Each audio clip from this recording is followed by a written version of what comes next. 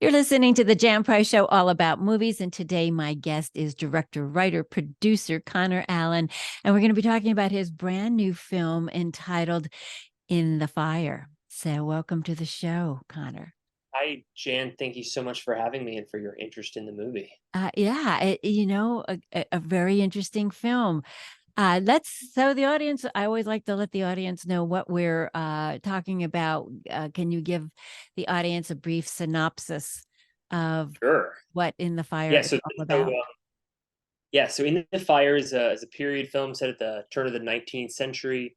It is about a female psychologist who travels to a remote valley in South America to treat a disturbed young boy who the villagers and even his own father have begun to blame for everything that goes wrong in this little place.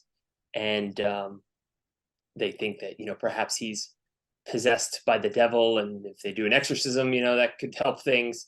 And the doctor, comes, with a very different viewpoint, to treat the boy instead of demonize him. But it creates a lot of friction between, her science and the faith of this community. And then lots Things spiral out of control very quickly. Yes, it does. It does. Just her mere presence there. It Yes. stars Amber Heard. We should let everyone know that Amber is also a producer on this film. Is that correct? Yes. Yeah. So, um, as I was watching this, I was wondering where it had been filmed, and at the end, I still was like, "Okay, I saw the name of a town." I'm glad you couldn't figure it out. We couldn't.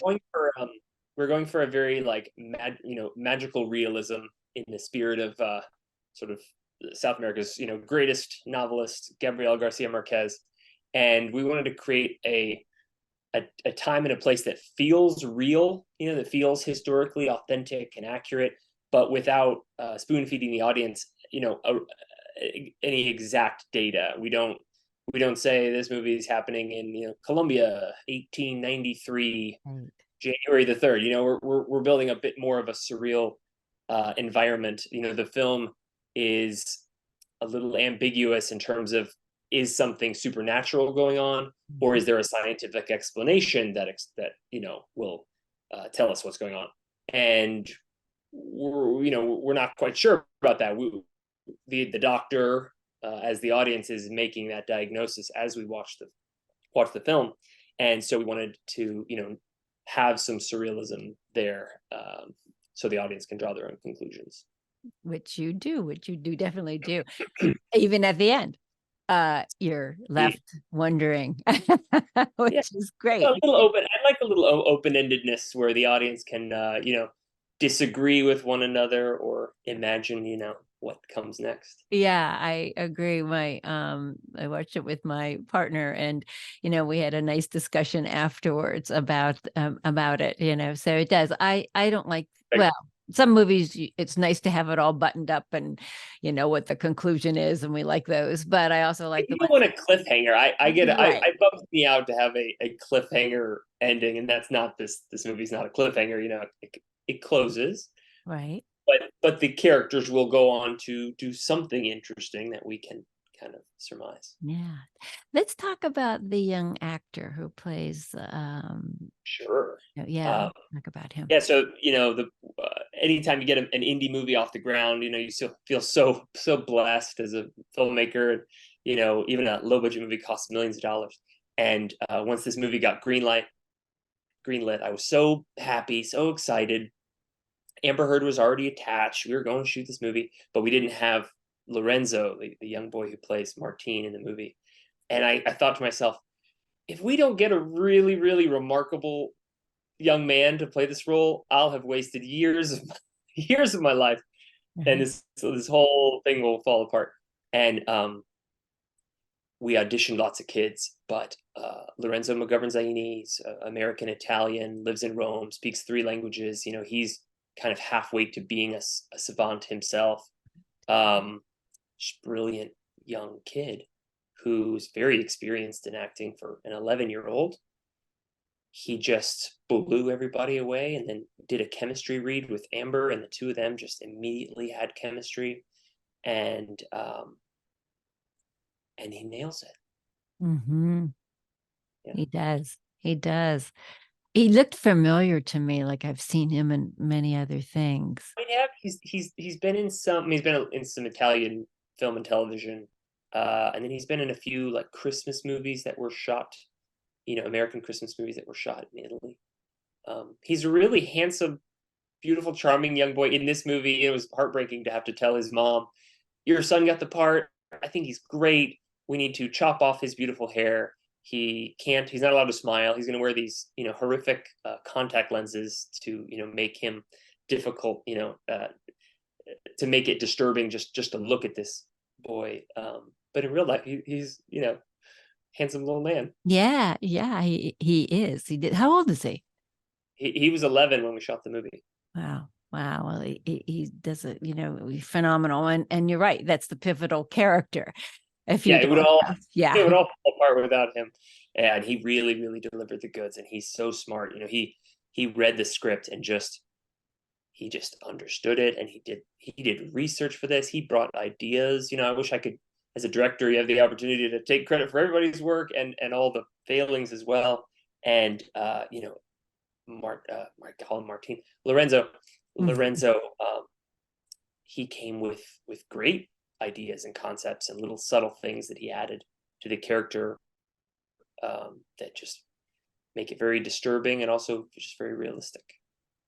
yes, he is totally. So there's so many. I mean, when you're watching this movie, it's hard not to make some comparisons to what's going on now in the world. And that's the point. If you're going to go make a period movie, the question of why now should be the central focus. Right. And that was the originating, purpose of the movie, was to talk about our world today, not just the 1890s in South America. Exactly, exactly. So let's talk a bit about some of those comparisons of disbelief, the church, people, the fear that people have that's running this village, obviously. Let's discuss that a little bit in more detail. Sure. Yeah, I mean, I think nowadays it doesn't have to be, certainly, science versus religion is a theme of the movie, but it's really sort of science versus belief, or science versus faith, and that faith belief doesn't have to be necessarily about religion. It can be so much broader than that. And in that time, religion was sort of the ruling factor of any community. But people nowadays, we're very tribal.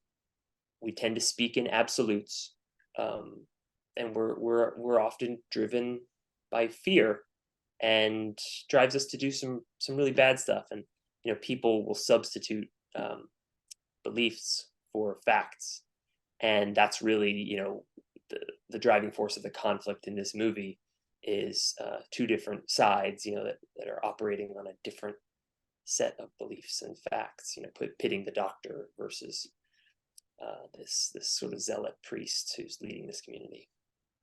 And that's, it's very interesting because, again, we are talking about religion. I mean, the film is led by this priest, and yet and I get it's the fear, obviously, that's running him, and again, this village, but they're not coming from what one would consider a more Christian-like way of being, which is about forgiveness and love and caring for your fellow people rather than trying to help them. So that really has But he doesn't see himself.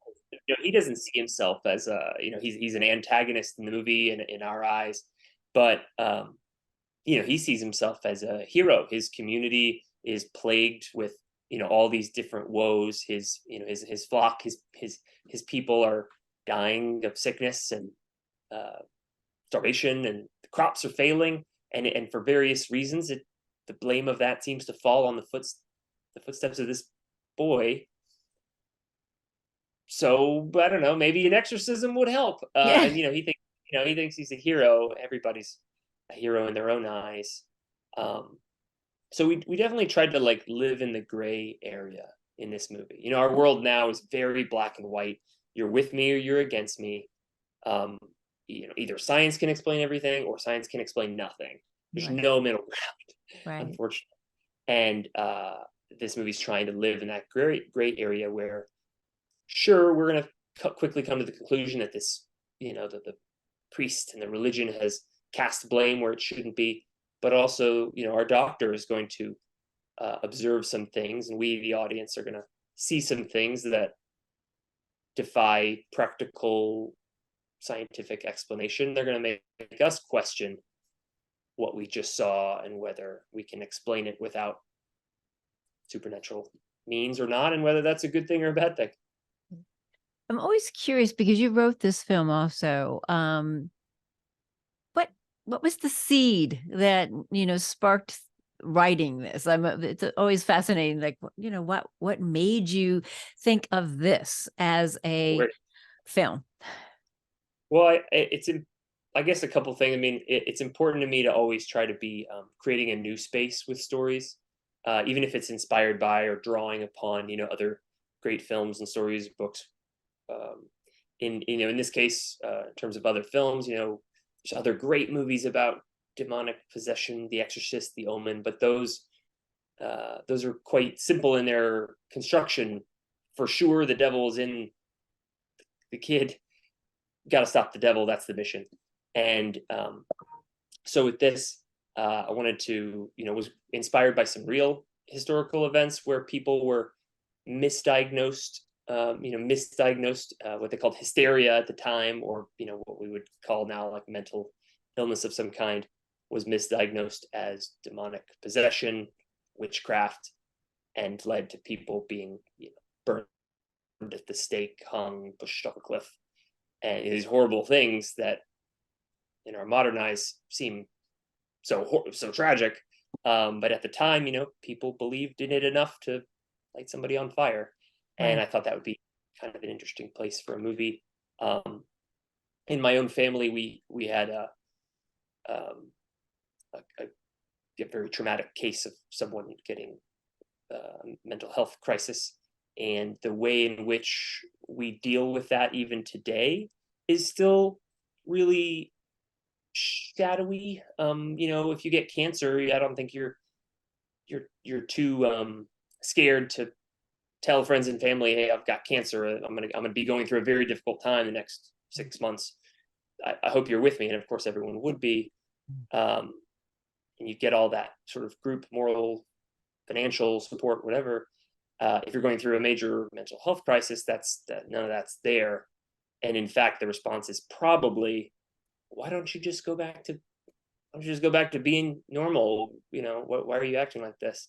And things have gotten better, but like we're still all dealing with that. And I don't know, this movie sort of takes that in an Mm. exponential kind of direction.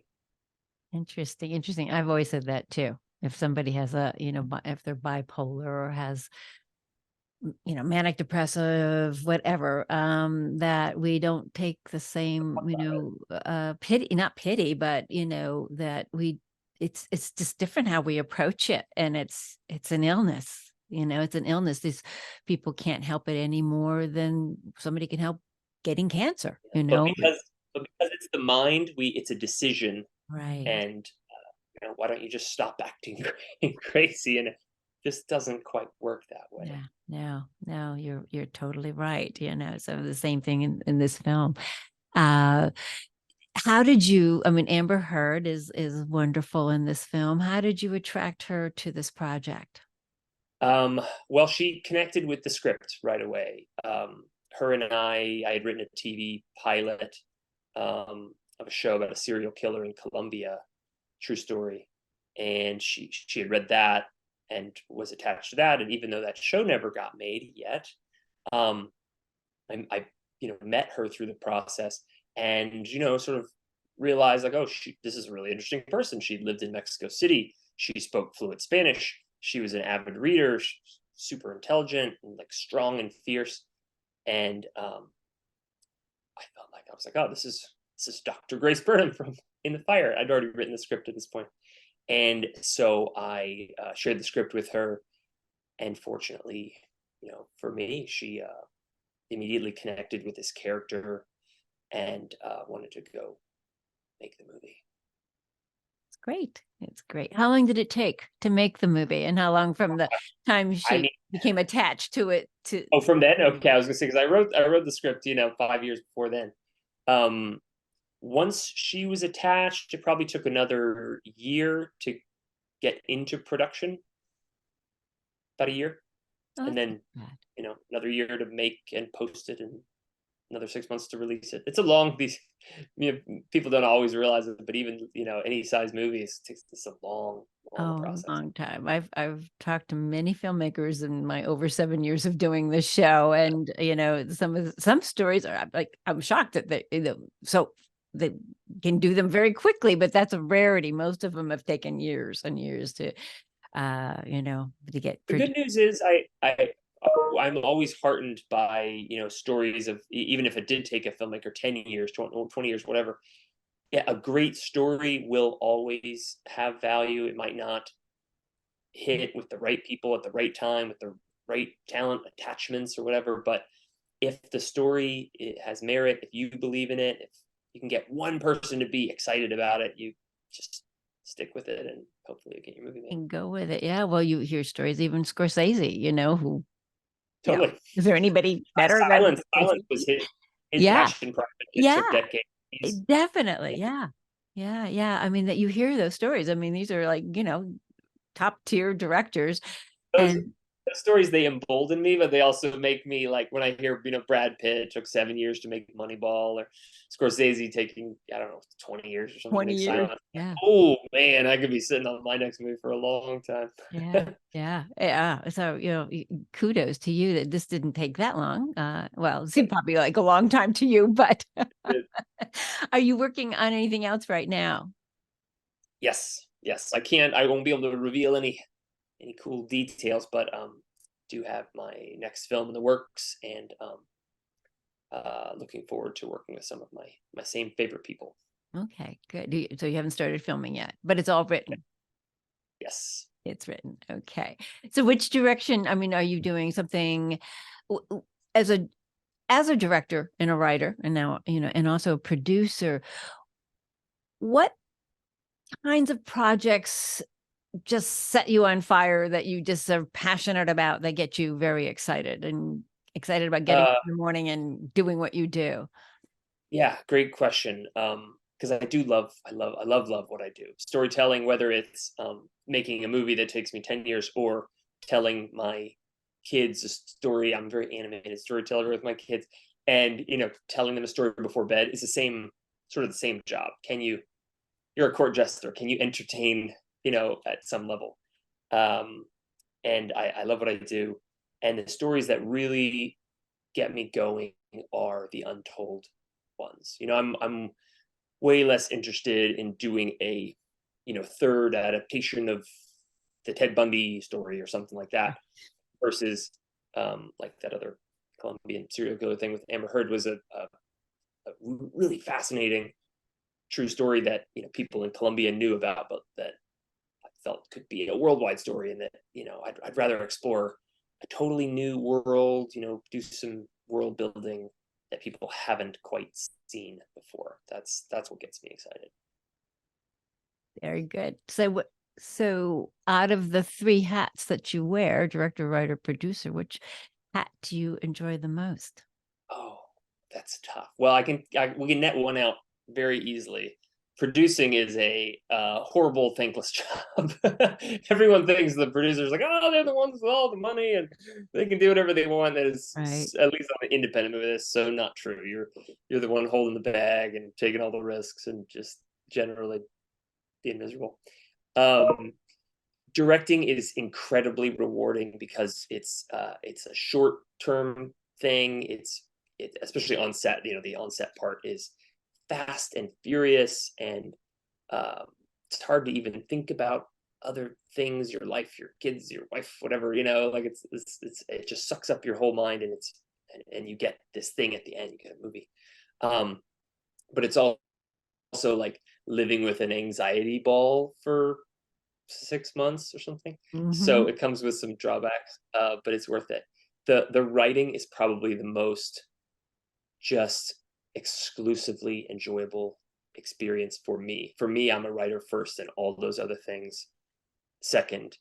And while I'm a generally social person, I have no problem sitting in a medium dark room with a cup of coffee and just being in my own head on my computer, you know, with my stories. I'm not scared of an empty page. And just to sit down and just imagine and play, for that to be a job, that's a pretty cushy gig. That's wonderful, wonderful. What drew you to this industry, and who is a two-part question. What drew you to the industry, and who do you admire most, who is, you feel in some way, has guided your career, and just Um, they are in their careers maybe? well, I definitely was driven to the industry. I would say my father is just a huge cinephile, just loves movies. Both my parents were, but my dad particularly, and he would definitely go out of his way to like take me to the adult movies. And, even when I was probably too young, I remember going to see Braveheart before it was re-released, and I was like 9 years old or something. And just being just blown away, and just like, oh, I love everything about this. Mm. Mhm. And I've turned every uh, school homework project into a movie, and would just made movies as a very young kid. Um, and as far as who I admire, I mean, seems like almost a ridiculous answer because everyone admires Steven Spielberg, but um, I really love how he as a director is fearless in tackling just any subject matter. It's very quick. You're very quickly pigeonholed, in the business of like, oh, okay, you're the guy who does horror movies, or you do Christian movies, or you do sports movies, or whatever it is. And actor, writer, director, you kind of you fit the box. Right. And um, after Jaws or something, he could have just been like the horror thriller guy, the super super successful one. But still, he could have just been that guy. And he went out of his way to just basically challenge himself with like, I'm gonna make Hook with Robin Williams for kids, and I'm gonna make you know dinosaur animated dinosaur movies like Land Before Time, or as a producer, or I'm gonna do Jurassic Park. I'm gonna do anything he wanted, and just did it at the best level. So uh, I, being someone who likes to tell new stories and not retread the same um, kind of stories, like that's what I look up to. That's great. That's great. What was the most difficult part of filming In the Fire? Um, well, usually I feel like movies that have kids or animals, of which we had both in spades, usually that would be the thing. Because we had horses and rabbits and all kind, we had a lot of animals in the movie. But the animals they were good and well behaved, no problems. As we started with, our child actor was it might have been the best part of the movie. So no issues there. I guess just the ambition of the script being a period movie set in the what I call it's like a gaucho western, because it's a western, but not the Clint Eastwood Wild West, but the South American Wild West. Um, to do all of that on an independent budget, which independent, fancy industry word for not a lot of money. Right. That was just really a challenge. So every minute counted. We shot, Right. half the movie we shot in Italy. You did ask at the beginning of Yeah. this. You asked, where did you make Yeah. this movie? Yeah. I'm by There you go. Italy. uh, I'm so sorry, Connor. Our time is running out, but I just want you to let people know where they can see In the Fire. yes. Well, we come out. We're in a handful of theaters starting Friday, October 13th. And we're also on demand wherever you want to get movies on demand: iTunes, Amazon, Vudu, all those places. So check it out. Great, great. I wish you much success with the film, Conor. Thank you Thank so you. much for being on the show. You have a That's my great day. Thank you you. too. Bye bye.